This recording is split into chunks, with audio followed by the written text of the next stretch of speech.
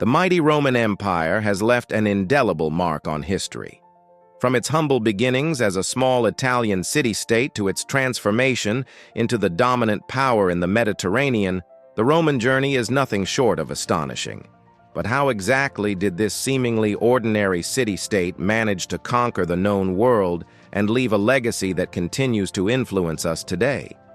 In this exploration, we delve into the origins, expansion, and eventual fall of the Roman Empire, uncovering the key events and factors that led to its remarkable rise and ultimate demise.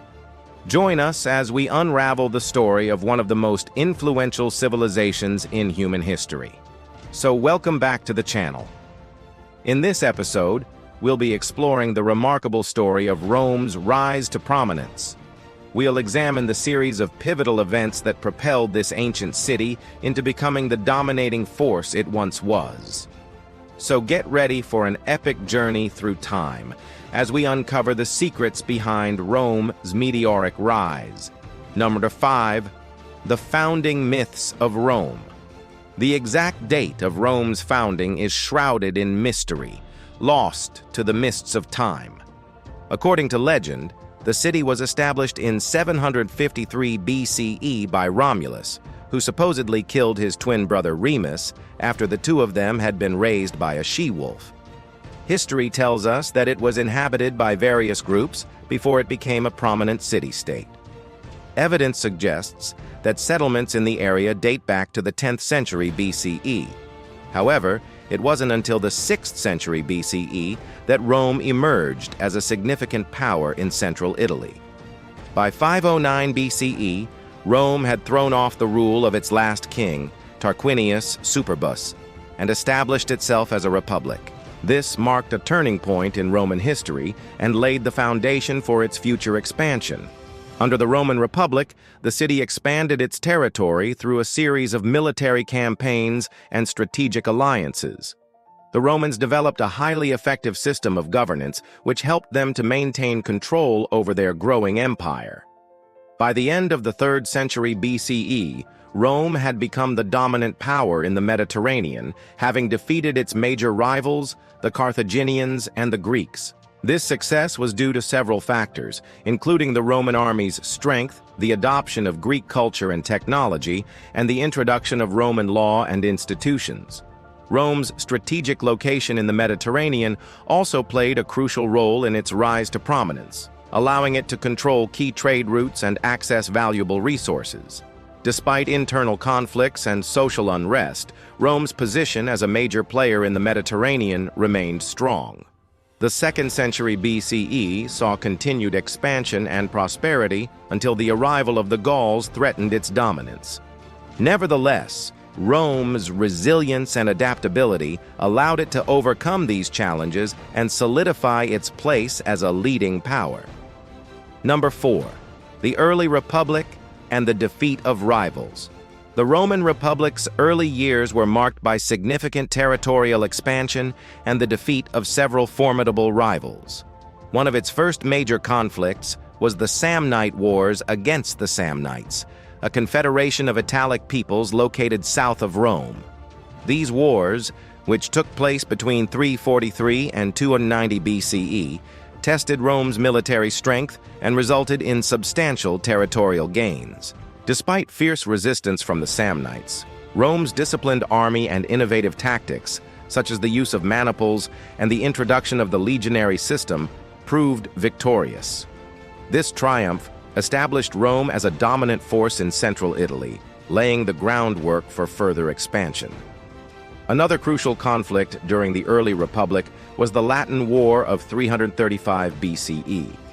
This war pitted Rome against the Latins, a group of Italic tribes in the region of Latium. The conflict arose from Rome's growing influence and its efforts to expand its sphere of control. Despite the Latins' initial successes, including a famous victory at the Battle of the Allia, Rome's superior military organization and strategic alliances ultimately led to a decisive victory at the Battle of the Lake Regillus. This triumph secured Rome's supremacy in Latium and demonstrated its ability to overcome even seemingly insurmountable odds. With these victories, Rome had not only established itself as a regional power, but had also gained valuable experience and military strength that would serve it well in future conflicts. As the Republic moved forward, these early successes would serve as a foundation for its continued expansion and domination of the Mediterranean world. Number 3. The Punic Wars against Carthage. The Punic Wars were a series of 3 conflicts between Rome and Carthage, which were major powers in the Western Mediterranean during the late 3rd and early 2nd centuries BCE. These wars were fought primarily over control of the Mediterranean Sea and the vast territories and resources it connected. The First Punic War erupted in 264 BCE over control of the island of Sicily. Both Rome and Carthage had interests in the island, and tensions escalated into open conflict. After years of fighting, the war ended in 241 BCE with the Treaty of Peace, establishing Roman dominance in western Sicily and control of the western Mediterranean. The Second Punic War began in 218 BCE, when Hannibal Barca, a brilliant Carthaginian general, crossed the Alps with his army and invaded Italy. Despite suffering heavy losses, Hannibal's forces achieved several stunning victories against the Romans. The war raged for 17 years until Rome's general Scipio Africanus defeated Hannibal at the Battle of Zama in 202 BCE. This decisive Roman victory led to the Second Punic War's end and resulted in significant territorial gains for Rome, including the Carthaginian provinces in Spain and Sardinia. The Third Punic War was sparked by Rome's desire to destroy Carthage completely and secure its hegemony over the Mediterranean. In 149 BCE, Rome's general Scipio Aemilianus launched a final assault on the city. Carthage's determined resistance lasted for 3 years, but ultimately the city was captured, sacked, and its inhabitants either killed or enslaved. The destruction of Carthage marked the end of the Punic Wars and solidified Rome's undisputed control over the Mediterranean, making it the dominant power in the region. Through these 3 conflicts with Carthage, Rome had not only expanded its territory, but also gained immense wealth, military experience, and prestige. The spoils of war enriched Rome, while the influx of new territories and subjects provided ample opportunities for social and economic advancement. Furthermore, the victories over Carthage showcased Rome's military prowess and instilled fear in potential enemies. This growing reputation for military strength would serve Rome well in its future conquests and help establish its dominance over the ancient world. And number 2, the age of Julius Caesar. The period leading up to the fall of the Roman Republic was marked by the emergence of powerful individuals who sought to gain control of the government and amass great wealth and power. Among them was Julius Caesar, a brilliant general and politician who played a pivotal role in transforming Rome from a republic to an empire. Caesar's rise to prominence began with his successful military campaigns in Gaul, where he expanded Roman territory and gained immense wealth and glory. Upon his return to Rome, he formed a political alliance with Pompey and Crassus, which dominated Roman politics for several years. However, after Crassus's death, tensions between Caesar and Pompey escalated, leading to civil war. Caesar's forces emerged victorious, and he was appointed dictator, granting him absolute power over the Roman state. During his reign, he implemented significant reforms, including land redistribution, the introduction of a new calendar, and the construction of public works. He also pursued an aggressive foreign policy, conquering new territories and expanding Rome's influence. Despite his accomplishments, Caesar's autocratic rule and growing power alarmed many members of the Roman elite, who feared the decline of the Republic.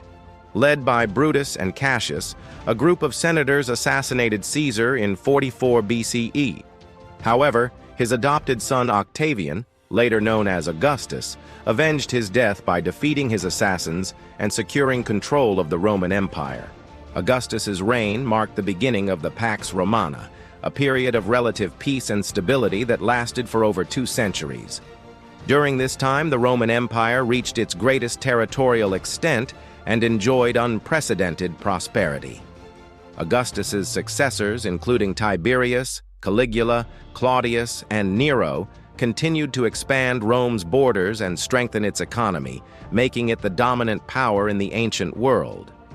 Through the efforts of these powerful rulers, Rome had successfully transitioned from a republic to an empire, laying the foundation for its vast territorial holdings and lasting legacy. Number 1. The reign of Augustus and the birth of empire.